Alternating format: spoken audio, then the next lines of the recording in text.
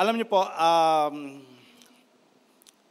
isa sa mga bagay na na-observe ko, actually, sabihin natin na I realize na in order to live for God, ayan, and to survive dito sa mundong ito, in this life, alam natin itong mundo na to is a corrupt world, a sinful world.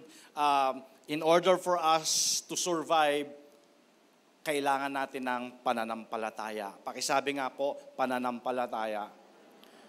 Church, we need faith. At hindi lamang po natin kailangan ng faith, we need to keep the faith. Yan. Kaya lagi nating naririnig, di ba? Sabi natin, pagka meron talaga tayong mga pagsubok, meron tayong mga problema, may mga pinagdadaanan, lagi natin naririnig yung itong praise na to. Sabi, kapit lang kay Lord. Kapit lang. Pakitapik mo ngayon katabi mo, sabi mo sa kanya, kapit lang kay Lord. Amen? So, ang message po natin today is called blessing in disguise. Pag naririnig mo yung word na blessing, ayan, kasi gustong-gusto natin yan, no? Blessing. Di ba? Pag naririnig natin yung word na blessing, naisip ka agad natin, maraming pera, di ba? Malaking bahay, nagdadrive ka ng magandang sasakyan, good health, di ba? Ano pa? Pag naririnig natin yung blessing, long life, di ba? Lahat talaga yan, church, yan po ay blessing, yan po ay regalo ng Panginoon talaga sa atin. Okay? Pero alam nyo ba na meron ding isang blessing na yun ang gusto kong i-share sa inyo ngayong umaga. Kasi itong blessing na to, nagdi-disguise ito eh. Hindi natin alam na ito pala ay isa ring pagpapala sa Panginoon. So ang title ng message natin today is Blessing in Disguise. Hindi natin alam, blessing pala to sa atin. Pagpapala pala sa atin ito. And of course, we'll talk about faith this morning. So, define faith. Pag narinig niyo yung faith, anong pumapasok sa isip ninyo? Alam niyo ba na araw-araw sinusubok yung pananampalataya natin? Aware ba kayo doon? Amen? Alam niyo ba na ang faith ay gift from the Holy Spirit? Regalo po ito. Kaya binigyan tayo ng regalo ng Panginoon ng pananampalataya kasi alam ng Diyos na in this world there will be trouble. At kailangan natin ng pananampalataya to survive. Amen. So, church, again, sabi ko nga, pag narinig mo yung salitang faith, ano ang pumapasok sa isip mo? Pastor, pananampalataya. Tinagalog lang natin, no? Pero alam nyo ba na it is very important sa buhay ng isang mananampalataya, ang pananampalataya. Okay, so pag binasa mo ang Bible, both si James at saka si Peter has something to say about faith.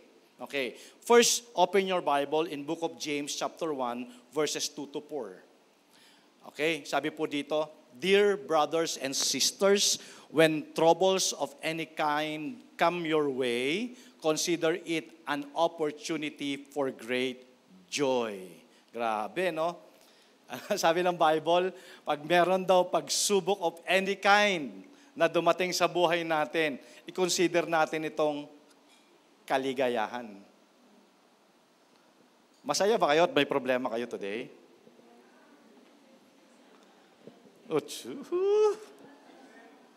Masaya kayo? Well, the reality is, hindi. Pero sabi dito, in verse 3, For you know that when your faith is tested, alam nyo ba na araw-araw o dadating talaga ang panahon na susubukin yung pananampalataya natin? Sabi ng verse 3, For you know that when your faith is tested, your endurance has a chance to grow. Talagang pag sinubok talaga yung ating faith, yung ating pananampalataya, ito yung nagiging paraan na kung saan tayo ay nagiging matatag. Look at you now. Sino ka ngayon at sino ka kahapon? Di ba? Because of your faith, di ba? Nag-grow ka, di ba? Marami kang natutunan, tumatag ka. Kaya sabi sa verse 4, so let it grow, for when your endurance is fully developed, you will be perfect and complete, needing nothing. So, importante po talaga na meron talagang pinagdadaanan. Kasi nga, blessing in disguise. So, 1 Peter 5:7, sabi natin kanina, both si James at saka si Peter has something to say about faith.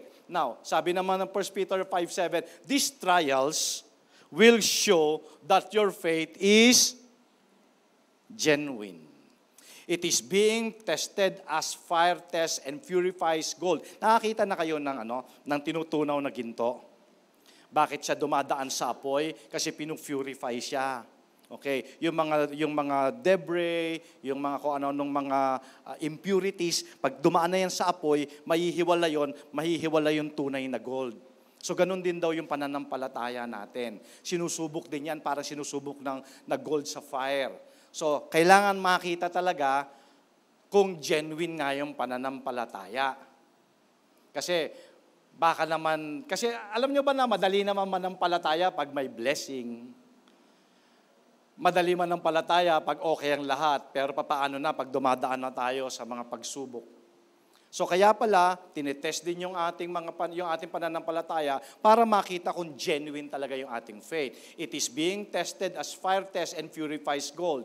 True, although your faith is far more precious than mere gold, so when your faith remains strong through many trials, it will bring you much praise and glory and honor on the day when Jesus Christ is revealed to the whole world.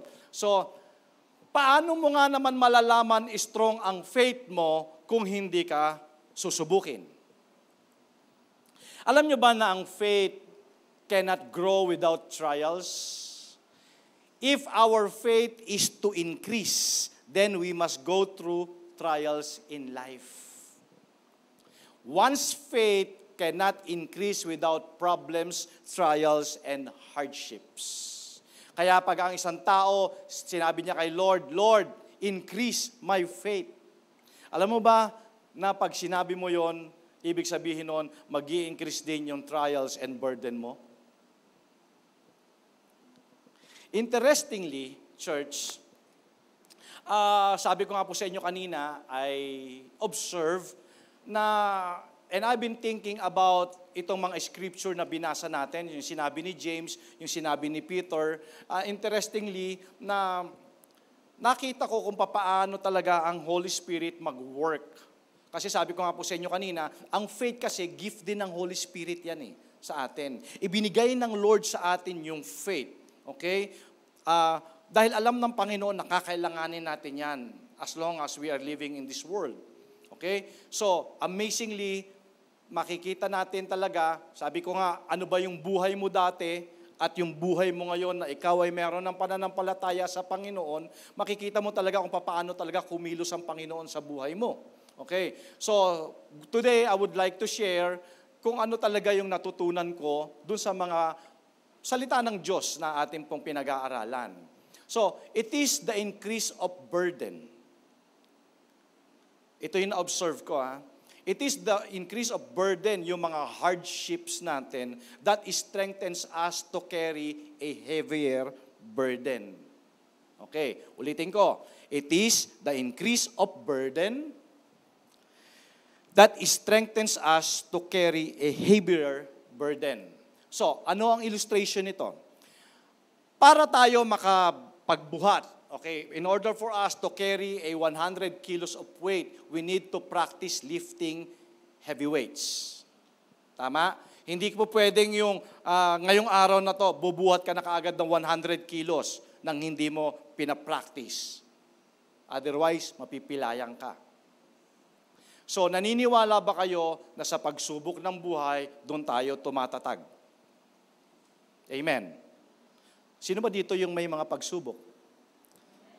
Lahat tayo dumadaan sa ganun. Pero blessing in disguise pala yun. Lately, it was James and Peter talking about faith. Tingnan nyo So, sabi ni James, well, ang pananampalataya is, consider mo yan na joy kasi yan ang magbibigay sa iyo ng endurance.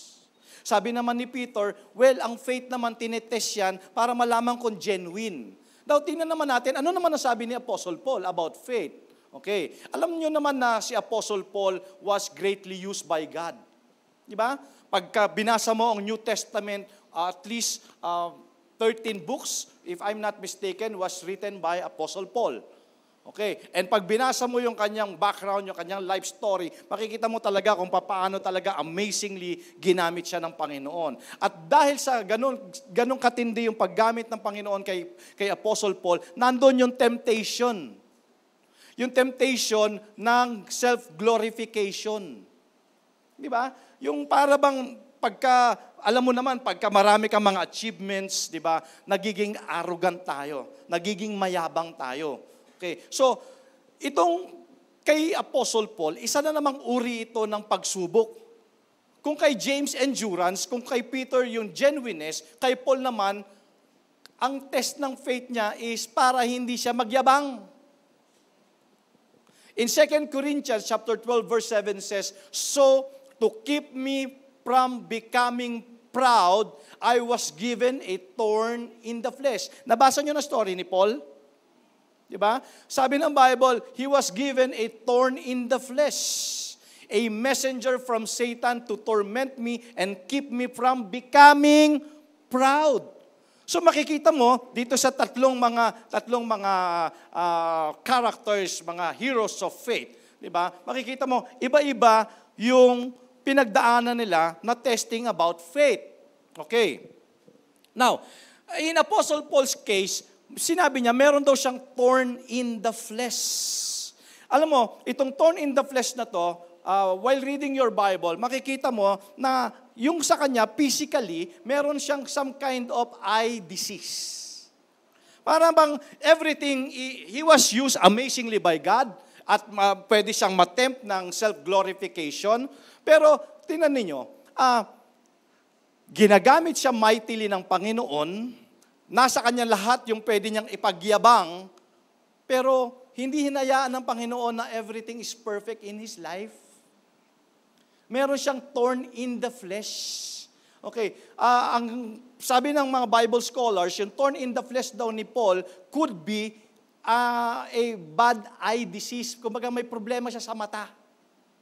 Hindi ko alam kung malabo o whatever. Kaya nga makikita mo, merong mga writings sa Bible na ang pinasulat niya si Timothy. Okay? And then, makikita nyo rin in 2 Corinthians chapter 12 verse 8 na yung thorn in the flesh niya, 3 beses siyang nagbeg sa Panginoon. Well, I can imagine na lagi niyang pinagpipray to, Lord, pwede ba alisin mo na tong sakit ko na to? Lord, pwede ba alisin mo na tong problema kong ito? Sabi ng 2 Corinthians 12:8, 3 beses siyang nagbeg kay Lord na alisin yung thorn in the flesh. Pero later on, he realized na yung thorn in the flesh pala niya. Now, bago ako mag-continue, meron ka bang thorn in the flesh? Na ang tagal na nandyan yan. Pero and you're praying to God, no Lord, pwede ba alisin mo to? Di ba? Pero on the other hand, you're successful, di ba? In many other ways, successful ka. Pero on the other hand, meron ka something na, parang meron kang bit-bit na something na, di ba? Parang hindi inaalis ng Lord to. Yun pala, kinikip ng Lord yun sa'yo, kagaya nung kinikip ng Lord kay Paul, para hindi siya magyabang. So, na-realize ni Apostle Paul na yung thorn in the flesh niya was being used by God to keep him humble. So, that is very interesting. Ang gusto ng Lord to keep Apostle Paul to be humble. Imagine, he was used by God greatly. At sabi ko nga po sa inyo kanina, nandoon yung temptation na pwede siyang maging proud.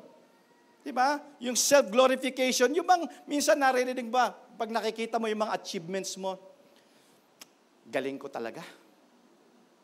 Diba? Parang hindi na ba, parang naagaw na natin yung glory na para sa Panginoon. Diba? Parang yung kami, mga nagsiserve dito sa church.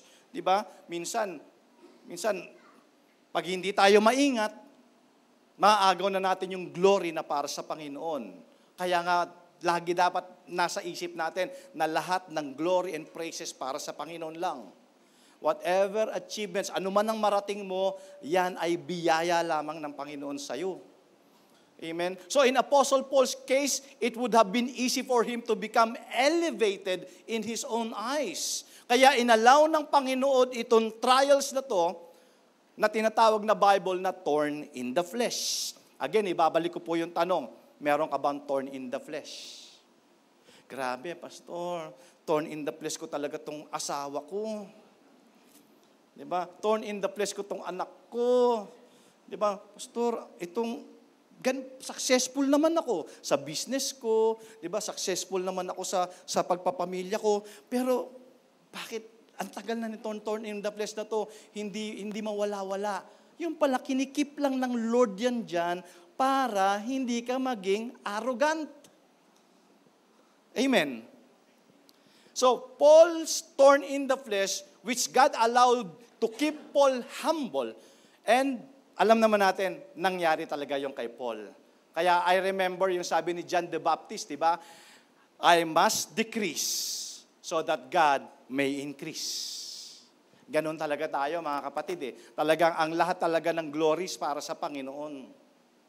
Sa Panginoon lang talaga lahat ng papuri. Kasi makikita natin, may tatlong bagay na mapapansin tayo dito. Bakit inaalaw ng Lord yung mga thorn in the flesh na yan sa life natin? Number one, kasi gusto ng Diyos na ma-realize natin na kung wala siya sa buhay natin, wala tayong magagawa. Kasi minsan nagkakaroon na ng self-glorification, no? Na hindi, kaya ko to kahit wala si Lord. Tulungan ko na kaya si Lord. Next, ito church ewan ko malinaw sa inyo to. Hindi nyo ba napapansin, pag may blessing, may testing? Ha? Hindi nyo napapansin? Pag may blessing, may testing? Parang, Lord, hindi ba pwede 100% ko ma-enjoy ito? Di ba? Parang ganun yung kay Paul He was used immensely greatly by God. Pero on the other side of his life, meron siyang thorn in the flesh. Di ba? So, kung si Apostle Paul ay dumaan personally sa mga trials and hardships, naniniwala ako, wala sa atin ang exempted. And because alam natin na may purpose kasi ang Lord doon sa mga pagsubok ng buhay natin, as doon sa binabasa nating scripture. And yet, sabi nga natin kanina, sinabi ng Panginoon kay Apostle Paul, the very purpose of his hardship, na, alam nyo ba, in 2 Corinthians chapter 12, verse 9, alam nyo, napakaganda nito Sabi ng 2 Corinthians 12:9, but God, said to me, kasi sinabi na ng Lord kung ano yung dahilan ng thorn in the flesh niya my grace is sufficient for you, for my power is made perfect in weakness. Therefore, I will boast all the more gladly about my weaknesses so that Christ's power may rest on me. Wow. Alam nyo ba na, church, tuwing dumadaan tayo sa mga pagsubok ng buhay, sa mga hardships, sa mga trials natin, alam naman natin, hindi magkukulang ang grace ng Lord sa atin. At yung mga moment, yung mga pagkakataon na yon, doon na ma-magnify yung power ng Diyos sa buhay natin. I'll give you one example. Sino naniniwala dito na God will provide? Sino naniniwala sa inyo that God heals? Okay, now, my grace is sufficient for you, for my power is made perfect through your weaknesses. So, kung naniniwala ka that God will provide, papaano mo malalaman that God provides kung minsan hindi ka nakakaranas ng kakulangan? Papaano mo malalaman na ang Diyos ay nagpapagaling kung minsan hindi ka makakaranas ng karamdaman? Ngunit, yung mga panahon na ikaw ay walang-wala, yung mga panahon na ikaw ay merong karamdaman, doon mo makikita, nakikilos ang kapangyarihan ng Diyos. And, sabi nga natin, doon na ma-magnify ang kapangyarihan ng Diyos At doon, mas lalo mo siyang mag-glorify, hindi yung sarili mo. Kaya anong sabi ni Paul? Therefore, I will boast all the more gladly about my weaknesses. Kasi kung kailan ako mahina, doon ako lumalakas. Kasi nakikita ko ang kapangyarihan ng Diyos na kumikilos sa buhay ko. So God uses our hardships to keep us humble. And it force us to set our affections on things above. Yun pala yun, church. Yung mga panahon na ikaw ay na-humble, ako ay na-humble ng Panginoon, napupwersa tayo, church, sa Hebrews 12:2, to fix our eyes on Jesus, the pioneer and perfecter of our faith. Napupwersa ka na itaas ang Diyos, hindi yung sarili mo. I-fix yung eyes mo sa Kanya, hindi ikaw. Colossians 3:2, set your affections on things above, not on things on earth. Kaya pala, itong mga hardships na to, nako-compel tayo. Napupwersa tayo. Di ba? Dapat pala ganun yung ating attitude. Na talagang Diyos lang talaga ang titingnan natin. Now, what is it for us today? Ano ngayon? Ano ngayon itong mga istorya ni Paul, itong istorya ni James, itong istorya ni Peter and many more in the Bible about faith? What is it for us today? Now, for us today, thorn in the flesh could be your trials, your problems, your weaknesses, and a blessings in disguise. Alam nyo ba na yung mga problema sa buhay natin are often blessings in disguise?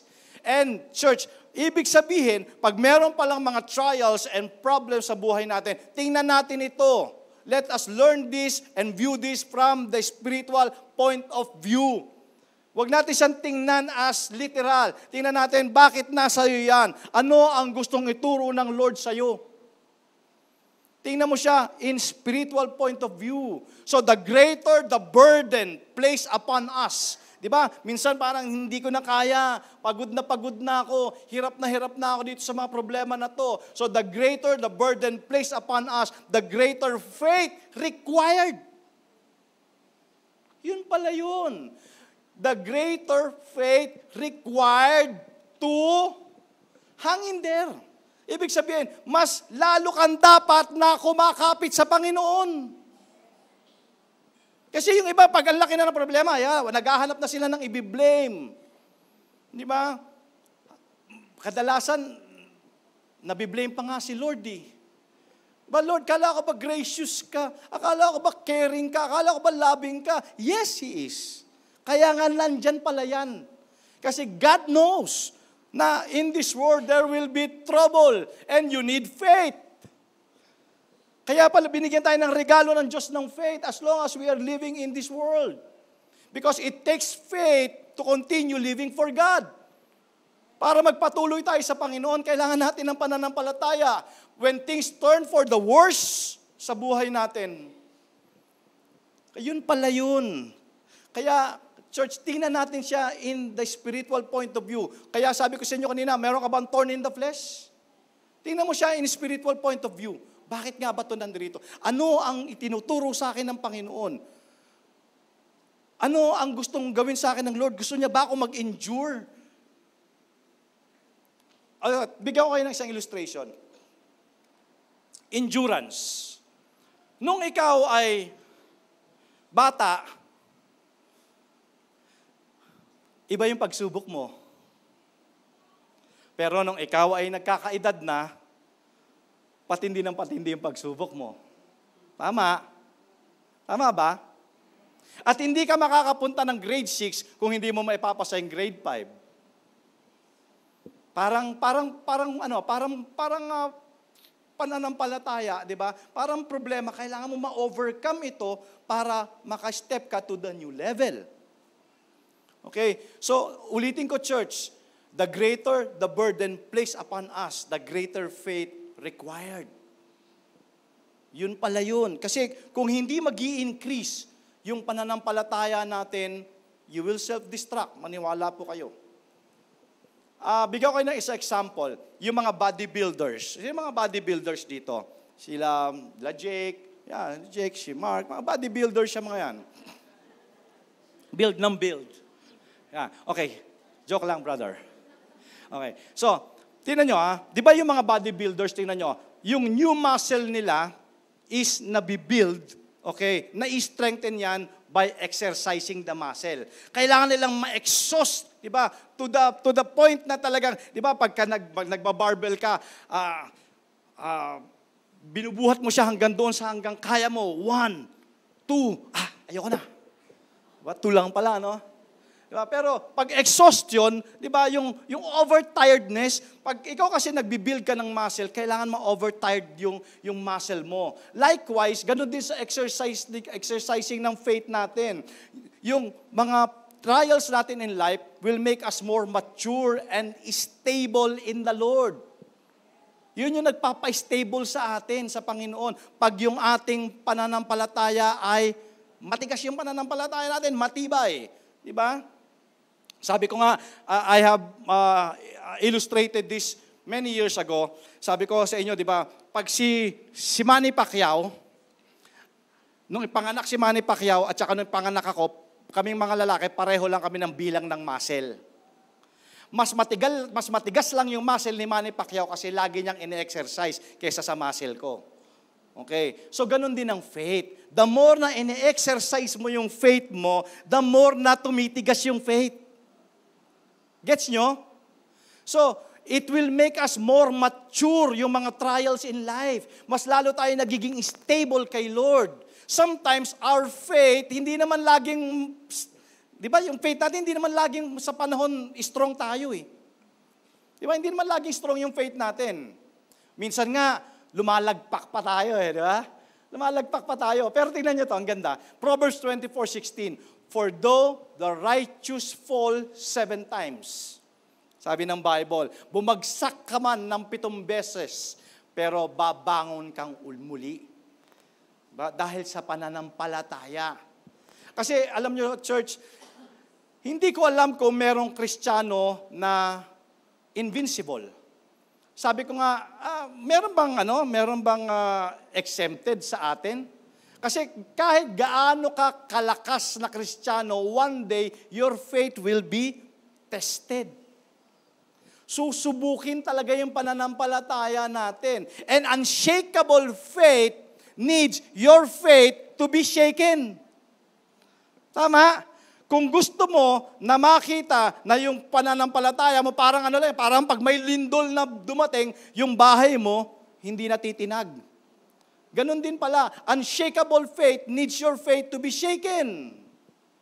Why? Kasi anong tinuturo ng Bible sa atin? Again, in 1 Peter 5:7, let me quote this again, that the trial of your faith, being much more precious than of gold that perisheth, though it be tried with fire, might be found unto praise and honor and glory at the appearing of Jesus Christ. Wow, what an amazing truth. Ibig sabihin talaga, church, yung pagtetest talaga ng ating pananampalataya, much more precious than gold.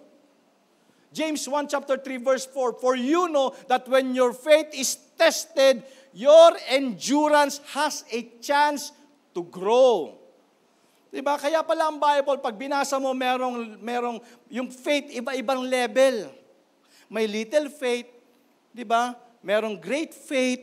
So dapat, church, nag-i-increase talaga yung ating faith para tayo mag-endure in this life. Let it grow, for when your endurance is fully developed, you will be perfect and complete, needing nothing. Kasi nga, sabi ng Bible, in this world, there will be trouble. There will be trouble. So kailangan mo ng pananampalataya in order to survive. Pananampalataya kanino? Of course, sa Panginoon.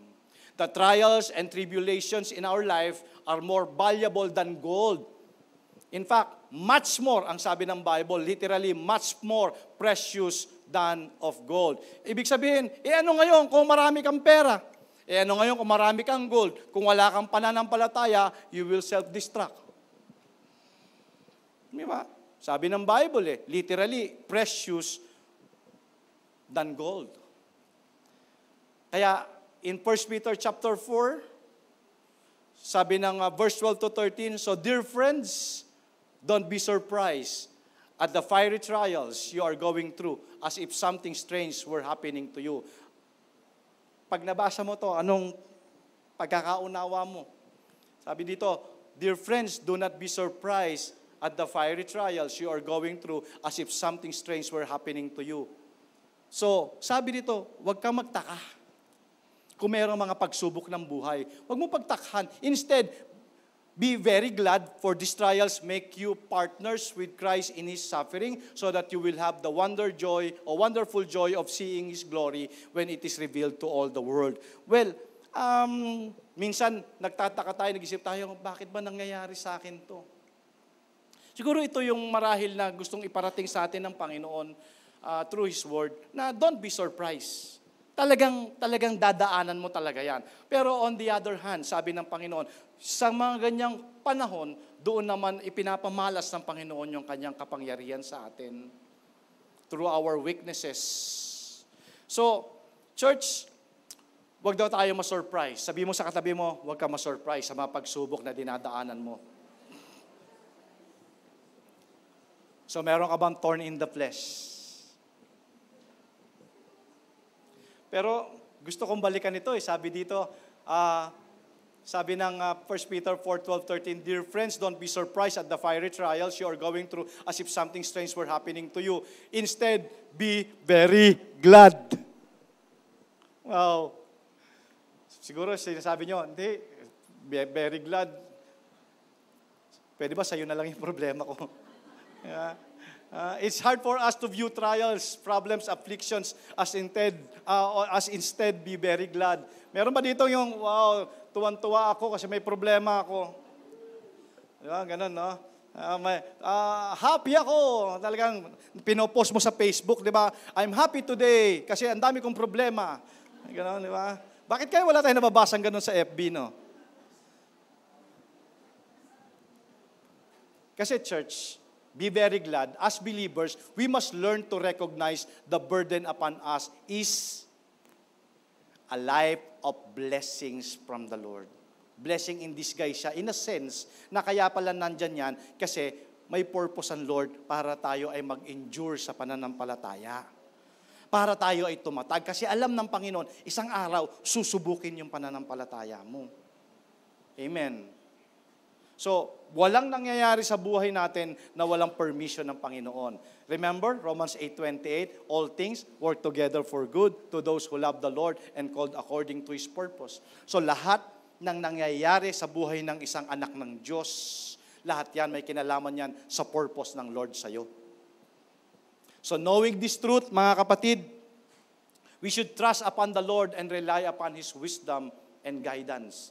Alam natin na lahat ito ay may kinalaman sa purpose ng Lord sa buhay ko because He knows what's the best for us. Mahalaga sa Panginoon ang pananampalataya. In Hebrews 11:6 says, without faith, it is impossible to please God. So kailangan talaga, church, meron talaga tayong pananampalataya because anyone who comes to Him must believe that He exists and that He rewards those who earnestly seek Him.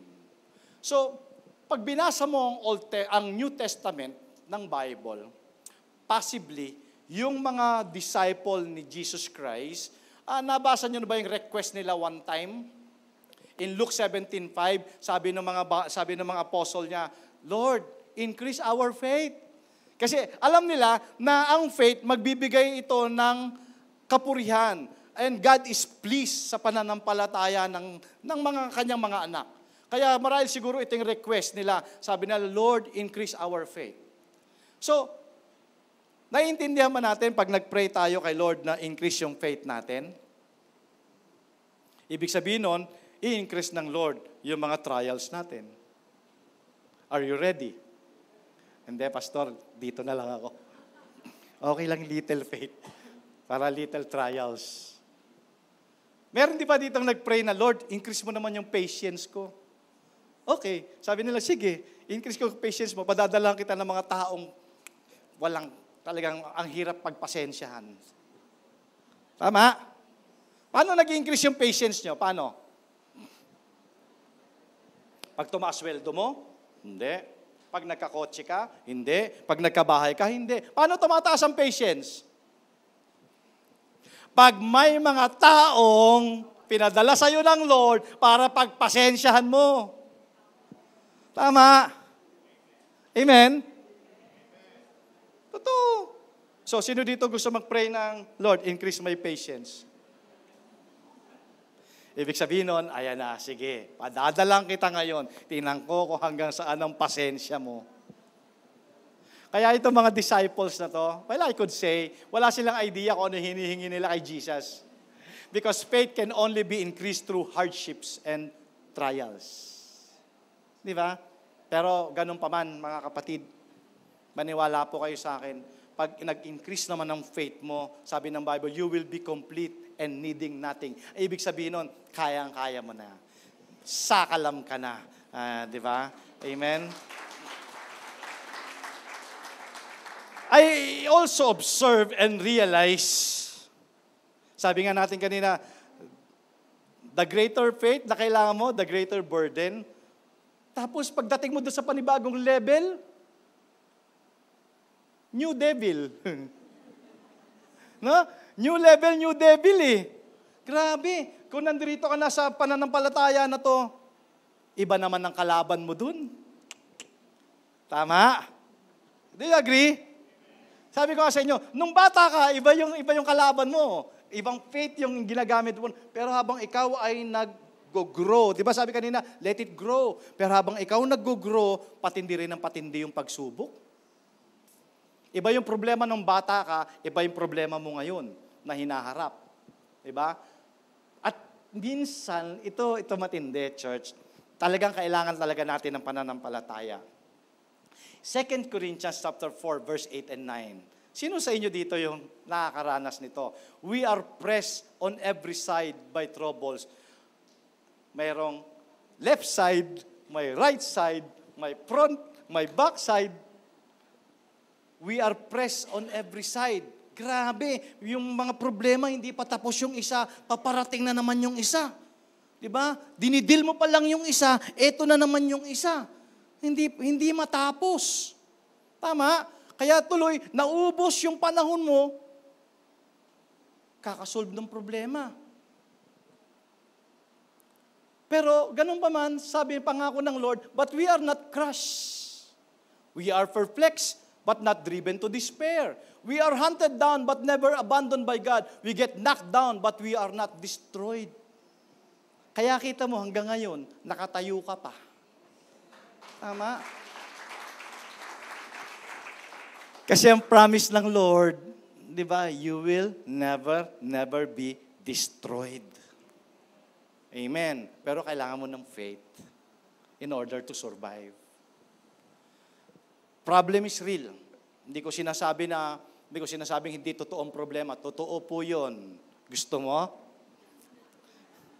Totoo po ang problema. Maniwala kayo sa akin. And if you don't have this faith, you will distract or you will self-destruct. Kasi minsan, ang mahirap sa problema, yung sabay-sabay. No? Sabay-sabay ang problema. Diba? You are pressed on every side. Diba? Church, tandaan niyo po ito. God is pleased when we get back up after a fall. Diba? Sabi nga kanina, 7 times ka man bumagsak, babangon kang muli. Pero alam nyo ba, na God is even more pleased. Ulitin ko ang Diyos ay napiplease sa atin pag tayo ay bumabangon after na tayo ay bumagsak. Pero mas napiplease siya kung tayo ay patuloy na kumakapit sa Kanya. Amen? Huwag tayong lalayo. Diba? Huwag tayong lalayo. Sabi mo nga sa katabi mo, huwag kang lalayo. Diba? Lalayo. Kasi mas mahihirapan ka pag lumayo ka, maniwala po kayo sa akin. Pag lumayo kayo, mas mahihirapan kayo, mas lalo kayong magugulpi. Magugulpi, maniwala kayo sa akin. You need to hang in there, church. You need to keep the faith. Okay? Kaya ano sabi ni Paul? Therefore, I will boast all the more. Kaya sabi ng Bible, siya ay, nandun yung thorn in the flesh ni Paul para siya ay i-humble. Para hindi siya maging arrogant, hindi siya magyabang. Kasi minsan ganun tayo, parang naagaw na natin yung glory ng Lord. Nagyayabang na tayo sa mga achievements natin. Hindi natin alam, grace lang pala ng Lord sa atin yun. Di ba? Therefore, sabi ni Paul, I will boast all the more. Ang ipagyayabang ko na lang, yung mga kahinaan ko. Kasi kung kailan ako mahina, doon ako malakas. Dahil doon ipinapamalas sa akin ng Panginoon yung kapangyarihan niya. Amen. Kaya, meron ba ditong magyayabang na, sabi ko sa inyo, meron ba may lakas ng loob dito mag-post mamaya sa Facebook na pinagyayabang ko, ang dami kong problema. Meron? Pag pinost mo mamaya, magpe-Facebook ulit ako.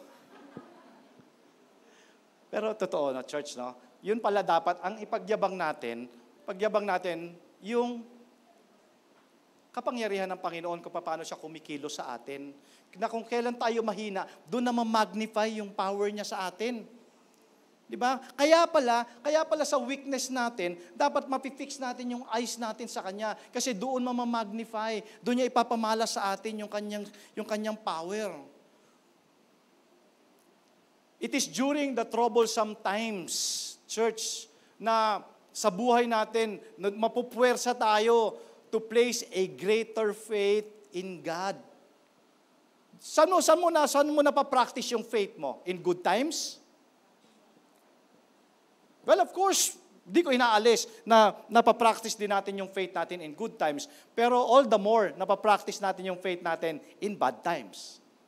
Amen? So keep in mind, church, na yung mga pagsubok mo sa buhay mo, yung biggest problem mo will be your biggest blessing. Kita nyo? Hindi siguro kayo kumbinsido, no? Lalong hindi kayo mako-convince dito. James chapter 1 verse 2 to 4. Consider it pure joy whenever you face trials of many kinds. Sino dito yung masaya pag may problema? Di ba? Wala, di ba? Madali kasi mag-faith pag ayos ang lahat. Madali ang mag-faith pagka may laman yung bulsa mo. Madali mag-faith pag meron kang kakainin. Pero kaya mo pa rin ba mag-faith kung lahat ay wala? So, kailan mo na-exercise yung faith? In good times or in bad times? Consider it pure joy, my brothers, whenever you face trials of many kinds, because you know that the testing of your faith develop patience. Pakisabi nga po, patience. Amen. Tingnan nyo dito sa verse na to, 2 beses binanggit yung patience. In verse 4, patience must finish its work so that you may be mature and complete, not lacking nothing. So ibig sabihin, mga kapatid, itong scripture na to na binasa natin, God wants us to consider it a joy when the problems of life overwhelm us. Mapapansin nyo again, patience is mentioned twice. So it takes patience more than anything to live for God. Isang araw, itetest ang pananampalataya natin. Ginagamit ng Lord yung mga trials na yan. Church, trials and temptations are different. Tandaan nyo po. Temptation kay Satan yon. Ang trials kay Lord. Okay? So yung trials, ginagamit ng Lord yan to test our faith. Kasi sabi ko nga po sa inyo, anyone can have faith pag everything is okay. Good health, prosperity, good times. Pero sino nga ba sa atin? Ikaw ba yun o ako ba yun? When there is tragedy, when there is suffering, when there is heartache. Kasi you cannot have true joy without first experiencing true sorrow. Ulitin ko, you cannot have true joy without first experiencing true sorrow. Ibig sabihin nito, paano mo ma-define ang saya kung hindi mo alam ang lungkot? Uulitin ko, paano mo malalaman that God provides kung hindi ka minsan nangangailangan? Paano mo malalaman that God heals kung minsan hindi ka nakaranas na magkasakit? Paano mo malalaman na victorious ka kung wala kang battle? Kaya ang makaka-appreciate nito, kaya sinasabi na, consider it pure joy, kasi ang nakaka-appreciate lang naman talaga nito, yung talaga nakaranas talaga ng sorrow. I remember yung nabasa ko minsan sa Facebook, no, sabi niya, kasi he was generous, di ba, namimigay siya ng namimigay, sabi ganon, hindi ako namimigay dahil marami ako, namimigay ako kasi naranasan ko yung wala. So the same thing mga kapatid, di ba? Kaya ang nakakaranas ng pure joy, ng joy, yung dumaan talaga sa sorrow. Di ba na-appreciate natin? Kasi those who never truly suffer cannot appreciate and enjoy the blessing of God. So, tingnan nyo, one more, before we end. James 1:5, please open your Bible, James 1:5. Kasi it's more than just mere coincidence that God mentions wisdom along the trials of our faith. Tingnan nyo James chapter 1, pagdating sa verse 5, hindi naman coincidence na sinabi yung wisdom along with the trials of faith. Sabi ng James 1:5, if you need wisdom, ask our generous God and He will give it to you. He will not rebuke you for asking. Perhaps, ang ibig sabihin nito, the greatest wisdom a Christian can obtain is the wisdom that his or her problems are actually tools used by God to strengthen and mature us. Kaya, that's the greatest wisdom, na alam mo na pag may pagsubok ng buhay, alam mo na ito ay ginagamit lamang ng Panginoon para tayo ay tumatag, mag-mature, mag-grow. Kaya, thankfully, sabi ko nga po sa inyo, I learn, I observe, I realize na yung mga problema pala are really blessing in disguise to build my faith. So every time na mayroong mga pagsubok, tingnan natin siya in the spiritual point of view. So the greater the burden placed upon us. 'Di ba? Habang pahirap yung mga pagsubok na dumadating sa atin, church, the greater the faith required para kumapit sa Panginoon. Keep the faith, church. It takes faith to continue living for God when things turn for the worse in our life. Well, marahil siguro sinasabi mo, hindi, Pastor, kahit ano sabihin mo, ayoko pa rin ng problema. Sa totoo lang, meron talagang thorn in the flesh Meron talagang ang tagal-tagal na nandyan. Hindi dahil sa ayaw ng Lord alisin yan. Nga lang ayaw ng Lord na maging arrogant tayo. Alam nyo yun? Yung magmayabang tayo, di ba, lalo na pag alam mo sa sarili mo, ang galing-galing mo na. Ang galing-galing mo na doon sa area na yun. Di ba? Kaya pala nandyan yung thorn in the flesh na yan to keep us humble. And, sabi ni Paul, problems are part of life. Minsan nga, nabiblame pa ang Panginoon, di ba? Pero, on the opposite, dapat tayo mga anak ng Diyos, we must praise the Lord at all times. Not being proud or ignorant of the workings of the Lord. Kasi yung mga weakness natin are really our strengths. It is blessing in disguise. So marahil mga kapatid, marahil church, hindi ko alam kung anong pinagdadaanan nyo today. Hindi ko alam kung ano ang thorn in the flesh mo. May I request your eyes closed for a moment? Sige po, bago po tayo tumayo. Close eyes po. Eyes closed for a moment. Meron ka bang thorn in the flesh? Marahil you are achiever. Marahil you are successful. But on the other hand, merong bagay na nandyan hindi mawala-wala. And dahil yan, thorn in the flesh na yan, itinuturo pa lang ng Lord sa atin to keep us humble. Para mag-fix tayo ng eyes lamang sa Panginoon that as apart from Him, we can do nothing. Yan, thorn in the flesh na yan, church, blessing in disguise yan. Inaalaw ng Lord yan dyan. Dyan lang yan hanggang sa tayo ay mag-mature. Kasi alam ng Lord na meron talaga tayong pagdadaan ng mga pagsubok. At dahil tayo ay mag-grow, tayo magmamature, magiging complete tayo, lacking nating, makakayanan natin lahat ng mga pagsubok. At ang church, ang result nito, magbibigay ito ng glory sa Panginoon. Alam mo ba, na dahil dyan sa mga nararamdaman mong yan, minsan, madaling araw, ginigising ka niyan. At because of that thorn in the flesh, hindi nga ba, ikaw ay biglang napapapray, napapa-worship, di ba, napupwersa ka. Napupwersa ka na i-glorify ang Panginoon. Maaring matagal mo nang hinihinging alisin ng Lord yung thorn in the flesh na yan. Pero hindi niya inaalis. Hindi niya inaalis. Dahil every time naaalala mo yung thorn in the flesh mo, naalala mo rin na Diyos lang ang may kapangyarihan na mag-alis niyan. Pwede po tayo tumayo.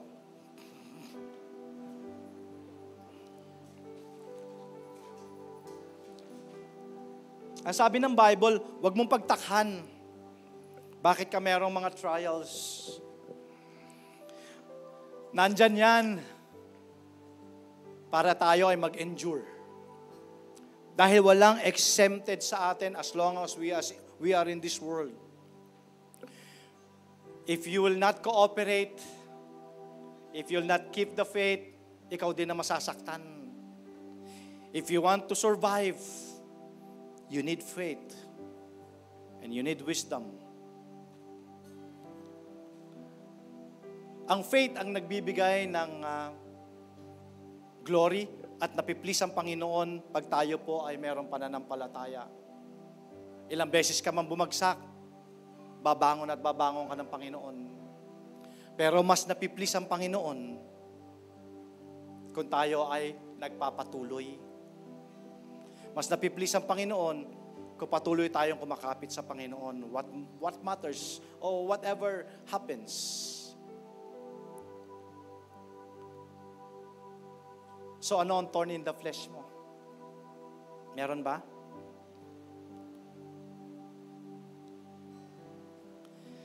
Iwasan po natin maging arrogant. Iwasan natin maging mayabang. Because apart from God, we are nobody. We are nothing. Purihin ang Diyos. Salamat dahil nandyan siya. It's all by the grace of God. Church, we need faith. Hayaan mo lang yan. Hayaan mo lang. Ipinangako naman ng Panginoon na walang pagsubok na hindi natin malalampasan. Malalampasan mo yan. Malalampasan ko yan. Malalampasan mo yan. Just keep the faith.